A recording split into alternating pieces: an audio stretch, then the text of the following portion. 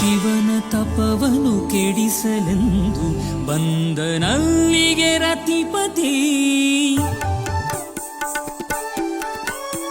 ಮೋಹನಾಸ್ತ್ರವ ಹೂಡಿ ಕೆಡಿಸಿದ ಶಂಕರನ ನಿಶ್ಚಲ ಸ್ಥಿತಿ.